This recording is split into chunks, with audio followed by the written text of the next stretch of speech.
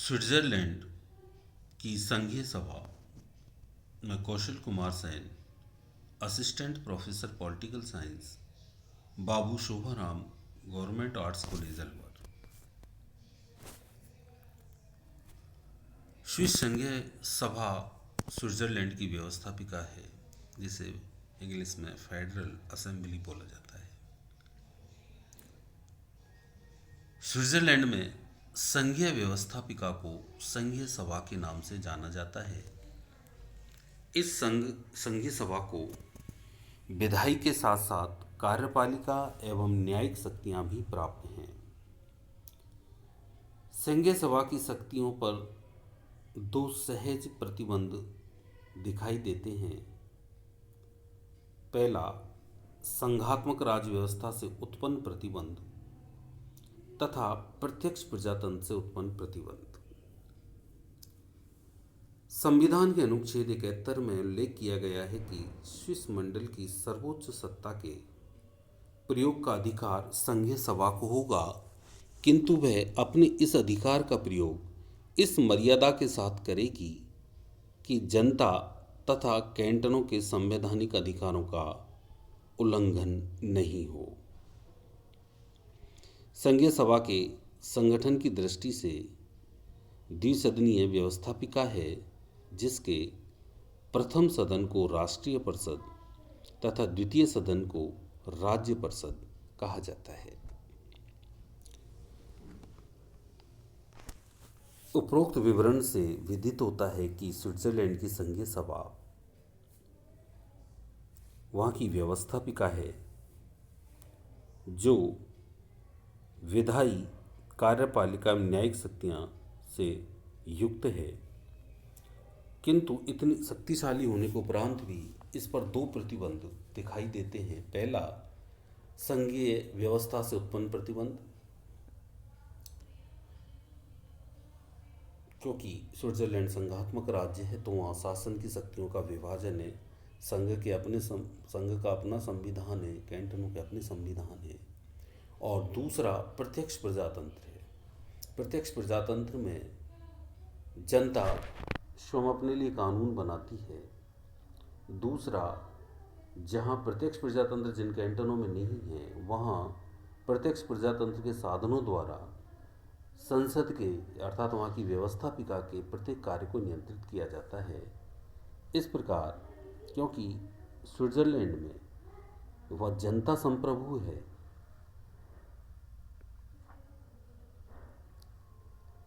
संघीय व्यवस्थापिका संगठन की दृष्टि से द्विसदनीय संस्था है, जिसके प्रथम सदन को राष्ट्रीय परिषद तथा द्वितीय सदन को राज्य परिषद कहा जाता है। उदारवादी संविधानों में केवल स्विट्जरलैंड ही ऐसा देश है जहां दोनों सदनों को समान शक्ति व कार्य सौंपे गए हैं। संघीय सभा की विशेषताएं। विद्यार्थी इस चीज़ को ध्यान रखेंगे कि स्विट्जरलैंड की संघीय सभा के दोनों सदनों को समान शक्ति एवं अधिकार हैं।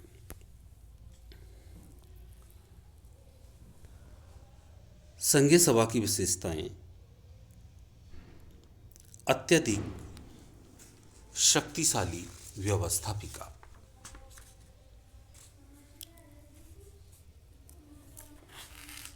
स्विस संघीय व्यवस्थापिका शक्तिशाली है क्योंकि संघीय सभा संघीय परिषद के सदस्यों का चुनाव करती है और संघीय परिषद संघीय सभा के प्रति उत्तरदायी भी होती है। दूसरा, न्यायपालिका के क्षेत्र में भी संघीय सभा को पर्याप्त शक्तियां प्राप्त हैं। संघीय न्यायाधिकरण के न्यायाधीशों को चुनती है। यह संघीय प्राधिकारियों के बीच क्षेत्राधिकार संबंधी विवादों पर निर्णय देती है तथा कुछ मामलों में संघीय न्यायाधिकरण के निर्णयों के विरुद्ध अपील भी सुनती है। तीसरा, संघीय सभा का प्रमुख कार्य कानून निर्माण है और उसे समस्त संघीय सूची, समवर्ती सूची तथा विभक्त सूची से संबंधित कुछ विषयों पर कानून निर्माण का अधिकार प्राप्त है। इस प्रकार संघीय सभा विधायी क्षेत्र में भी अत्यधिक शक्तिशाली संस्था है, किंतु यह पूर्ण प्रभुत्व संस्था नहीं है। दूसरा है लोकतंत्र एवं संघीय शासन के अनुरूप द्विसदनीय व्यवस्थापिका। शीर्ष संघीय सभा द्विसदनीय है तथा इन सदनों की रचना लोकतंत्र तथा संघीय शासन के सिद्धांतों के अनुरूप की गई है। संघीय सभा का प्रथम सदन राष्ट्रीय परिषद अर्थात नेशनल काउंसिल कहलाता है। यह संघीय सभा का निम्न तथा प्रथम सदन है। इसका संगठन लोकतांत्रिक आधार पर होता है। इस सदन के सदस्यों का निर्वाचन वयस्क मताधिकार के आधार पर प्रत्यक्ष रूप से किया जाता है। संपूर्ण राष्ट्र की जनता का प्रतिनिधि सदन है, इसलिए इसे लोकप्रिय सदन भी कहा जाता है। संघीय सभा का दूसरा सदन राज्य परिषद कहलाता है। यह व्यवस्थापिका का उच्च तथा द्वितीय सदन है। इसका संगठन संघीय शासन की भावना के अनुरूप कैंटनों के प्रतिनिधि सदन के रूप में किया जाता है। तीसरा है समान पदी द्विसदनीय व्यवस्थापिका। स्विट्जरलैंड की संघीय व्यवस्थापिका के दोनों सदनों को समान शक्तियां प्राप्त हैं, अर्थात संघीय व्यवस्थापिका के दोनों सदन विधायी, प्रशासनिक, वित्तीय तथा न्यायिक क्षेत्रों में समान शक्तियों का प्रयोग करते हैं। चौथा है शालीन वातावरण, श्रेष्ठ कार्य संस्कृति तथा जनसेवक व्यवस्थापिका। शालीन वातावरण अन्य लोकतांत्रिक व्यवस्थापिकाओं की तुलना में स्विस संघीय सभा का वातावरण अधिक शालीन एवं शिष्ट दिखाई देता है। संघीय सभा में स्थायी एवं उपद्रवी प्रतिपक्ष नहीं दिखाई पड़ता और सत्ता दल में भी हठधर्मीता अथवा अड़ियलपन नहीं दिखाई देता। कार्य संस्कृति, श्रेष्ठ कार्य संस्कृति अर्थात स्विस संघीय सभा के शालीन वातावरण ने उसमें श्रेष्ठ कार्य संस्कृति के विकास में मदद दी है। संघीय सभा के दोनों सदनों में सदस्यों की उपस्थिति नियमित होती है तथा वे अनावश्यक वाद विवाद तथा कठोर दलीय दृष्टिकोण के स्थान पर राष्ट्रीय भावना से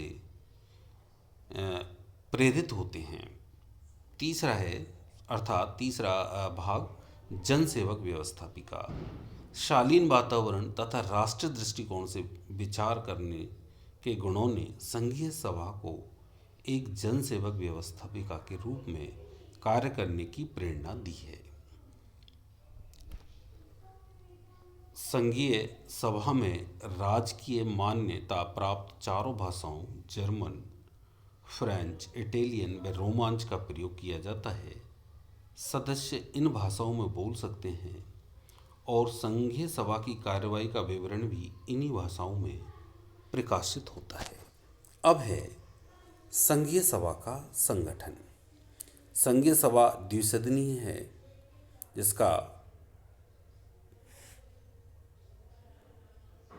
प्रथम सदन अर्थात निम्न सदन राष्ट्रीय परिषद है और दूसरा सदन अर्थात उच्च सदन राज्य परिषद है। तो हम सबसे पहले राष्ट्रीय परिषद का अध्ययन करेंगे कि रचना, सदस्य संख्या 200 है।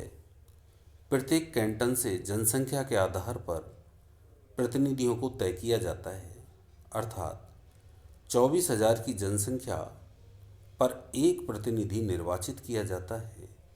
इस प्रकार प्रतिनिधियों की संख्या निश्चित किए जाने के बाद भी यदि 12,000 से अधिक जनसंख्या शेष रह जाती है तो उस पर भी एक प्रतिनिधि निर्वाचित किया जाता है। यदि किसी कैंटन अथवा अर्ध कैंटन की कुल जनसंख्या 12,000 से कम हो तो भी उसके एक प्रतिनिधि अवश्य ही संघीय सभा के लिए निर्वाचित किया जाएगा। तो इस प्रकार राष्ट्रीय परिषद की जो रचना है वो जनसंख्या के आधार पर होती है। 24,000 की जनसंख्या पर एक प्रतिनिधि का चुनाव होता है और इस प्रकार कैंटन को 24,000 की जनसंख्या में बांटने के बाद यदि 12,000 से अधिक जनसंख्या शेष रह जाती है तो भी 12,000 लास्ट में 12,000 की जनसंख्या पर एक प्रतिनिधि भी निर्वाचित किया जाएगा। और इसके अलावा यदि किसी कैंटन या अर्ध कैंटन की कुल जनसंख्या 12,000 से कम है तो भी उसको एक प्रतिनिधि भेजने या निर्वाचित करने का अधिकार होगा। दूसरा है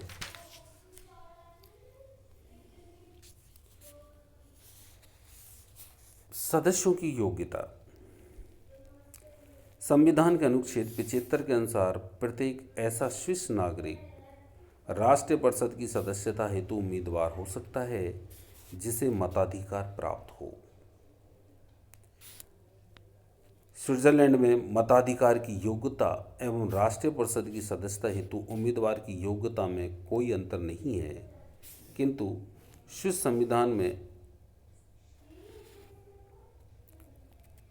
निम्न वर्गों से संबंधित नागरिकों को राष्ट्रीय परिषद का चुनाव लड़ने का अधिकार नहीं दिया गया है, अर्थात वे राष्ट्रीय परिषद के सदस्य नहीं बन सकते हैं। पादरी, संघीय परिषद के सदस्य, संघीय प्राधिकरण के सदस्य, राज्य परिषद के सदस्य, संघीय सरकारी कर्मचारी, गंभीर अपराधों में सजा प्राप्त व्यक्ति, दिवालिया, भिखारी आदि। तीसरा है राष्ट्रीय परिषद के लिए चुनाव प्रणाली। स्विट्जरलैंड में राष्ट्रीय परिषद के चुनाव में मतदान करने का अधिकार प्रत्येक उस स्विस नागरिक को है जिसने 20 साल पूरे कर लिए हैं या उससे अधिक आयु है।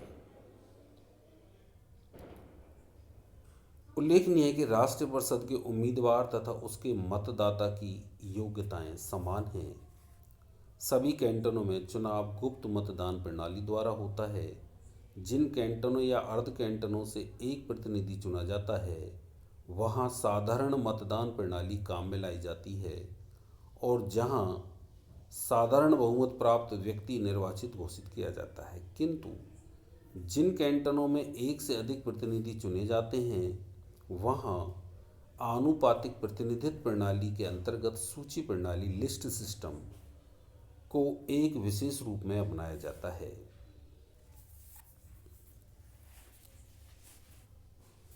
उदाहरण के लिए बर्न से 33 प्रतिनिधि राष्ट्रीय परिषद के लिए चुने जाते हैं तो संपूर्ण बर्न कैंटन को एक निर्वाचन क्षेत्र मान लिया जाता है और प्रत्येक राजनीतिक दल को अपने उम्मीदवारों की सूची प्रकाशित करता है। प्रत्येक मतदाता 33 मतों का प्रयोग करता है क्योंकि उसे 33 सदस्य चुनने हैं। मतदान के समय सरकार प्रत्येक मतदाता को एक खाली सूची देती है और यह मतदाता की इच्छा पर निर्भर करता है कि वह खाली सूची का प्रयोग किस प्रकार करे।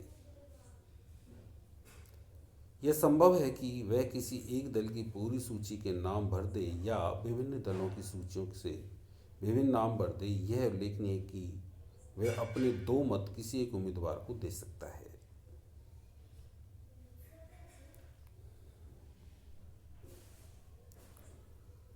अगला है वेतन भत्ते।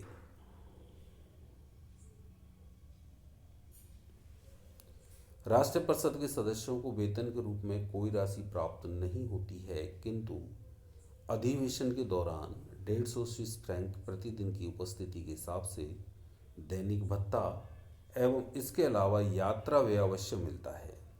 सदस्यों को प्रति वर्ष 10,000 स्विस फ्रैंक की राशि भी दी जाती है।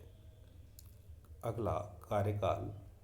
राष्ट्रीय परिषद का कार्यकाल 4 वर्ष है, किंतु यह सदन उस स्थिति में 4 वर्ष से पहले भी भंग हो जाता है जब संघीय सभा का कोई एक सदन संविधान में पूर्ण संशोधन का प्रस्ताव पारित कर दे तथा दूसरा सदन उस प्रस्ताव को अस्वीकार कर दे और स्विस जनता अनुच्छेद 120 के अंतर्गत लोक निर्णय के द्वारा उस पूर्ण संशोधन के प्रस्ताव का समर्थन कर दे। अगला है अधिवेशन एवं गणपूर्ति। संघीय सभा अपने साधारण अधिवेशन स्वयं आहूत करती है। संघीय परिषद, संघीय कार्यपालिका जिसको बोला जाता है, द्वारा अधिवेशन नहीं बुलाए जाते हैं, जबकि अन्य देशों में जहाँ संसदात्मक शासन प्रणाली है वहाँ संघीय कार्यपालिका मतलब संसद का अधिवेशन बुलाती है, किंतु यहाँ संघीय सभा अपने अधिवेशन समाहूत करती है। संघीय सभा अपने दोनों सदनों के अधिवेशन एक साथ वर्ष में 4 बार आयोजित करती है, जो क्रमशः मार्च, जून, सितंबर तथा दिसंबर में होते हैं। इस प्रकार राज्य परिषद के साथ ही राष्ट्रीय परिषद के चारों अधिवेशन होते हैं। राष्ट्रीय परिषद की कुल सदस्य संख्या 200 है और इसकी बैठकों के लिए गणपूर्ति 101 रखी गई है।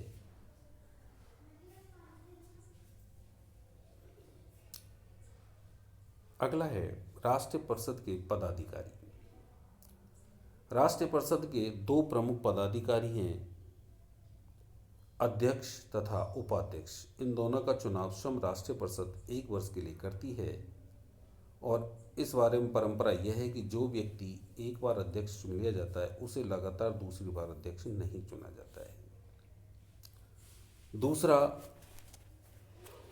सदन राष्ट्रीय सभा का राज्य परिषद है, जिसकी रचना राज्य परिषद संघीय सभा का द्वितीय सदन है, जिसमें संघ की इकाइयों को समान प्रतिनिधित्व दिया जाता है। संघ की यह विशेषता है कि अमेरिकी संघ के समान है। इसे संविधान के अनुसार राज्य परिषद में प्रत्येक पूर्ण कैंटन को 2 और अर्ध कैंटन को 1 प्रतिनिधि भेजने का अधिकार है। इस प्रकार 19 पूर्ण कैंटन 38 प्रतिनिधि और 6 अर्ध कैंटन 6 प्रतिनिधि भेजते हैं। इस प्रकार राज्य परिषद की कुल सदस्य संख्या 44 है। सदस्यों की योग्यता। राज्य परिषद के सदस्य बनने के लिए वही योग्यता है जो राष्ट्रीय परिषद के सदस्य बनने के लिए जरूरी है। तीसरा, राज्य परिषद के लिए चुनाव प्रणाली। स्विस राज्य परिषद के चुनाव की प्रणाली संघीय संविधान में निश्चित नहीं की गई है। वस्तुतः यह कैंटनों का विषय है, अतः सभी कैंटनों से आने वाले प्रतिनिधियों के चुनाव की प्रणाली समान नहीं है। अपितु विभिन्न कैंटनों से प्रतिनिधि विभिन्न तरीकों से चुने जाते हैं। कुछ कैंटन राज्य परिषद के लिए प्रतिनिधि विधानमंडल द्वारा चुने जाते हैं, तो कुछ कैंटन अपने प्रतिनिधि अपनी जनता द्वारा चुनते हैं तथा कुछ कैंटनों में जनसभाएं प्रतिनिधि चुनती हैं। अगला है कार्यकाल। यह राज्य परिषद प्राय एक स्थायी सदन है। इस बारे में खास बात यह है कि जब संविधान में पूर्ण संशोधन के संदर्भ में राष्ट्रीय परिषद भंग होती है तो राज्य परिषद भी भंग होती है, अन्यथा वह एक स्थायी सदन की तरह कार्य करती है। यहाँ यह भी बताना आवश्यक है कि राज्य परिषद के सदस्यों के कार्यकाल में अंतर है। अंतर का कारण यह है कि अपने प्रतिनिधियों का कार्यकाल भी कैंटन ही निश्चित करते हैं।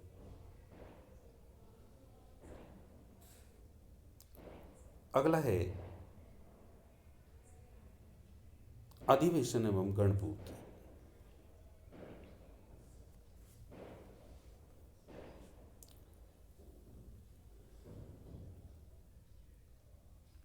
राज्य परिषद की तरह राष्ट्रीय परिषद के अधिवेशन भी वर्ष में 4 बार होते हैं और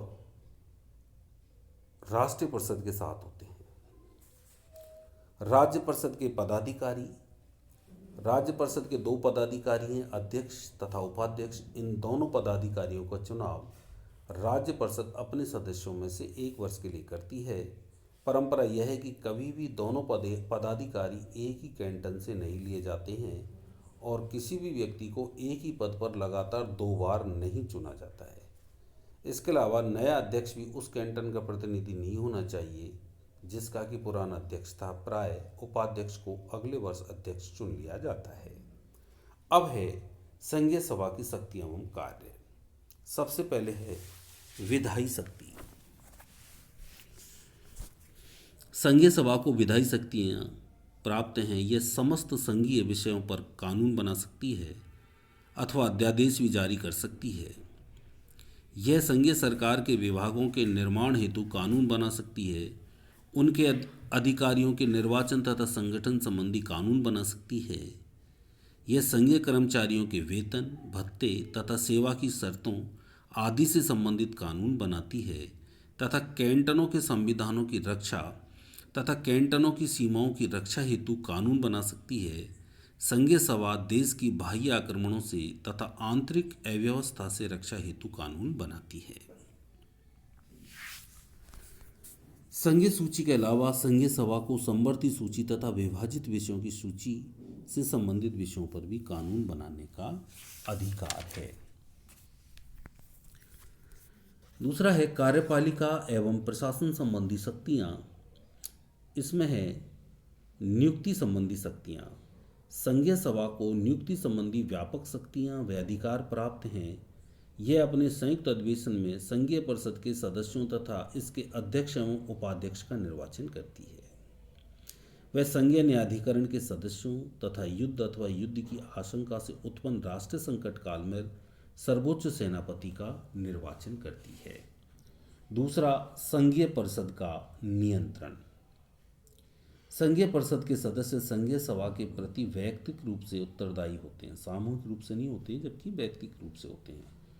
और संघीय सभा संघीय परिषद से प्रशासन एवं नीति संबंधी मामलों में प्रश्न एवं पूरक प्रश्न पूछती है, जिसका संघीय परिषद को उत्तर देना होता है। संघीय परिषद विभिन्न प्रशासनिक विभागों के कार्यों की वार्षिक रिपोर्ट संघीय सभा के विचार हेतु प्रस्तुत करती है तथा संघीय सभा उनकी जांच करती है और भविष्य के लिए आवश्यक निर्देश देती है। तीसरा है कैंटनों से संबंधित शक्तियाँ। संघीय सभा कैंटनों के बारे में अनेक शक्तियाँ प्राप्त रखती है। यह कैंटनों के क्षेत्रों तथा इनके संविधानों की रक्षा की जिम्मेदारी उठाती है। यह कैंटनों में शांति व व्यवस्था बनाए रखती है। कैंटनों द्वारा बनाए गए ऐसे कानूनों एवं अध्यादेशों की जांच करती है जिन पर संविधान के अनुसार संघीय सभा की स्वीकृति आवश्यक होती है। संघीय सभा कैंटनों द्वारा विदेशी राज्यों से की गई संधियों तथा कैंटनों द्वारा आपस में किए गए समझौतों की जांच करती है। जब कोई कैंटन संघीय कानून को लागू करने में अथवा संघ द्वारा सौंपे गए दायित्व को निभाने में बाधा डालता है तो संघीय सभा उसके विरुद्ध आवश्यक कार्यवाही का निर्णय लेती है। अगला है वैदेशिक संबंधों के बारे में शक्तियाँ। वैदेशिक संबंधों के बारे में संघीय सभा संघीय परिषद को निर्देश देती है और उस पर अपना पूर्ण नियंत्रण रखती है। तीसरा है वित्तीय शक्तियां।